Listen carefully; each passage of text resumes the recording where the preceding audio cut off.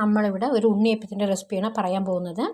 ആദ്യമായിട്ട് ഒരു പച്ചരി ഒരു നാഴിൻ്റെ പകുതി കുറച്ച് ഉപയോഗിച്ചാൽ മതി കേട്ടോ, വേസ്റ്റാക്കി കളയണ്ടെന്ന് പറഞ്ഞിട്ടാണ്.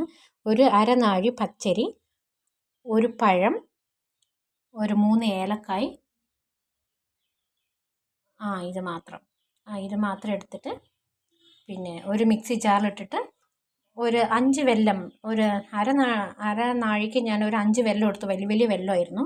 ആ വെല്ലത്തിന് പാവ് കാച്ചിയിട്ട് പിന്നെ ആ അരിയിലിട്ടിട്ട് നന്നായി അരച്ചിട്ട് ആ ഏലക്കായിൻ്റെ മണവും പഴത്തിൻ്റെ മണവും കുടിയുമ്പോൾ നല്ലൊരു മണമുണ്ട് കേട്ടോ.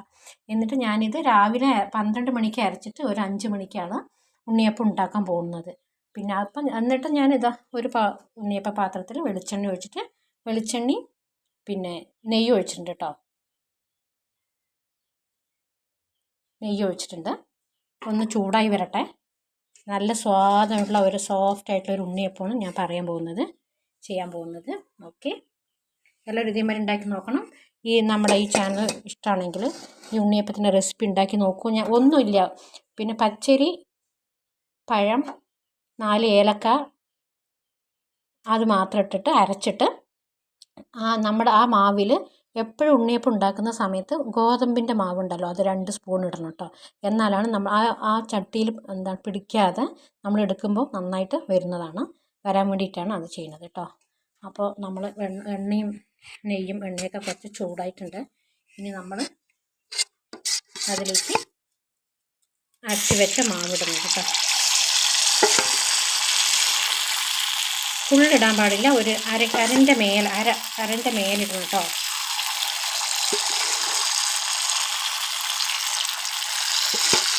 വെളിച്ചെണ്ണ, നെയ്യില്ലെങ്കിൽ വെളിച്ചെണ്ണയിൽ ഉണ്ടാക്കിയാലും മതി.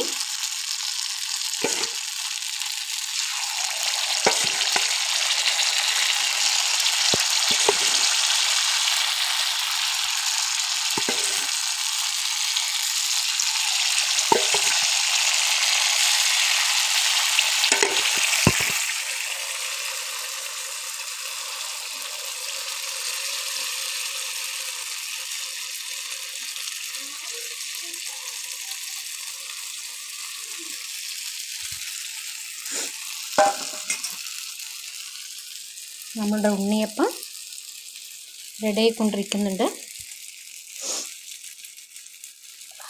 ആ ഏലക്കായിൻ്റെ മണവും പഴവും ഏലക്കായും അരിമാവും ഗോതമ്പ് മാവിൻ്റെ ഒരു നല്ല മണം. ആ നെയ്യ് ഒഴിച്ചിട്ടുണ്ടാക്കുമ്പോഴാണ് അതിൻ്റേതായ ഒരു ടേസ്റ്റ് ഉണ്ടാവുക. വെളിച്ചെണ്ണയും കുഴപ്പമൊന്നുമില്ല.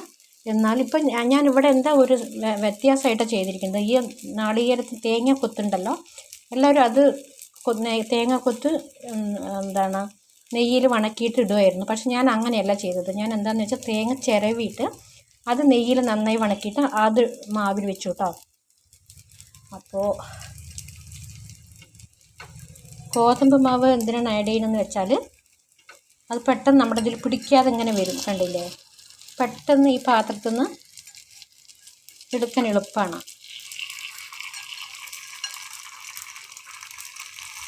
നിങ്ങളെല്ലാവരും ചെയ്ത് നോക്കണം കേട്ടോ ഉണ്ണിയപ്പം. ഇതൊരു 4 മണിക്ക് നമ്മൾ കഴിക്കാൻ ഒരു സ്നാക്സാണ്. ഞാൻ ആഴ്ചയിൽ ഒരിക്കൽ എന്തെങ്കിലും അപ്പങ്ങൾ ഉണ്ടാക്കാറുണ്ട്. എനിക്ക് ആഴ്ചയിൽ ഒരാഴ്ച ലീവുള്ളൂ. അപ്പോൾ അതുകൊണ്ട് ആ ഞായറാഴ്ച രാവിലെ കോയമ്പത്തൂരിൽ നിന്നാണ് വന്നിട്ട് അവിടെ ജോലി ചെയ്യണം. അപ്പോൾ അവിടെ നിന്ന് വന്നിട്ട് ഞാൻ ആഴ്ചയ്ക്ക് എന്തെങ്കിലുമൊക്കെ ഒരു സ്നാക്സ് ഉണ്ടാക്കും. അപ്പോൾ ഞാൻ ഇന്ന് ഉണ്ണിയപ്പം ചെയ്യാമെന്ന് വിചാരിച്ചു. എല്ലാവരും ഈ ചാനൽ ഇഷ്ടപ്പെട്ടിട്ടുണ്ടെങ്കിൽ സബ്സ്ക്രൈബ് ചെയ്യണം കേട്ടോ. ലൈക്ക് ചെയ്യണം, സബ്സ്ക്രൈബ് ചെയ്യണം. നെയ്യിൻ്റെ ഒരു നല്ല മണം വരുന്നുണ്ട്. അതേമാതിരി മാവ് നമ്മൾ ഒരുപാട് ഉണ്ടാക്കി വേസ്റ്റ് ആക്കേണ്ട, ആവശ്യത്തിനുള്ളത് മാത്രം എടുത്തിട്ട് ഉപയോഗിച്ചാൽ മതി.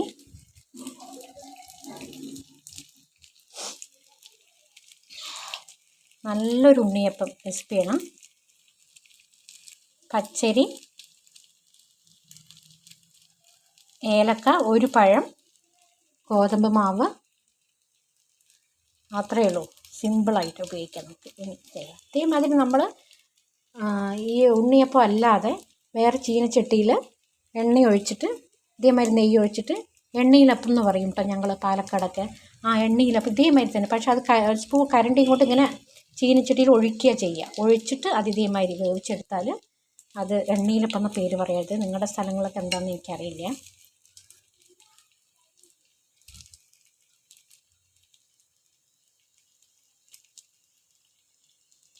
നമ്മുടെ ഉണ്ണിയപ്പം റെഡി ആയിക്കൊണ്ടിരിക്കുന്നു.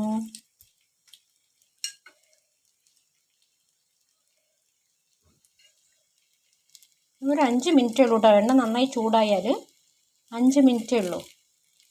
5 മിനിറ്റ് കൊണ്ട് ഉണ്ടാക്കാം. നന്നായി വേഗണം കേട്ടോ. വേഗാതെ എടുത്താൽ ശരിയാവില്ല.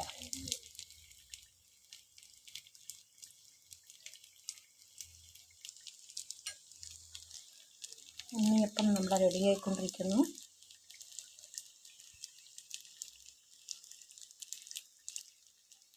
ഞാൻ വീഡിയോ ഒരേ കട്ടാക്കിയിട്ട് എടുക്കുന്നില്ല. ഒരേ വീഡിയോ ചെയ്യാൻ കേട്ടോ. അതാണ് നിങ്ങൾ ബോറടിക്കുന്നുണ്ടാവുമെന്ന് വിചാരിക്കുന്നു. അങ്ങനെ നമ്മുടെ ഉണ്ണിയപ്പം റെഡിയായി.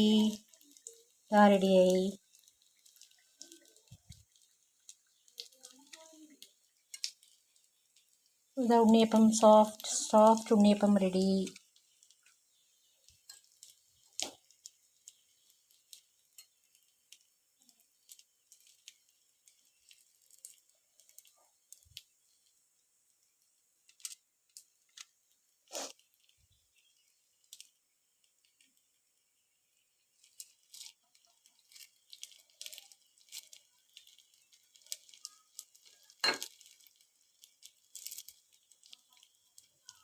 വേഗണം കേട്ടോ. വേകാണ്ട് ഈ അടിഭാഗം നന്നായി വേഗണം, അല്ലെങ്കിൽ ടേസ്റ്റ് ഉണ്ടാവില്ല.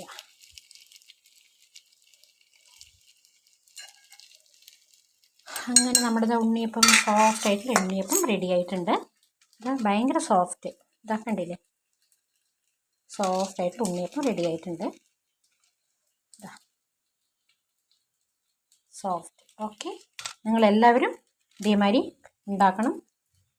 ഒന്നുമില്ല, ചേരുവകൾ പറഞ്ഞല്ലോ, ആ ചേരുവകൾ മാത്രമേ ഉള്ളൂ. അരിയും പഴവും ഏലക്കായ് 2 സ്പൂൺ ഗോതമ്പ് മാവ് ഇട്ടിട്ട്. പക്ഷേ മാവ് കുറേ നേരം നമ്മൾക്ക് വെക്കണം കേട്ടോ. ഒരു 4-5 മണിക്കൂറെങ്കിലും വെക്കണം, എന്നാലും അതിൻ്റെ ഒരു ടേസ്റ്റ് വരുള്ളൂ. ഓക്കെ, എല്ലാവരും സബ്സ്ക്രൈബ് ചെയ്യുക, ലൈക്ക് ചെയ്യുക, ഓക്കെ, കമൻറ്റ് ചെയ്യുക. Okay, by.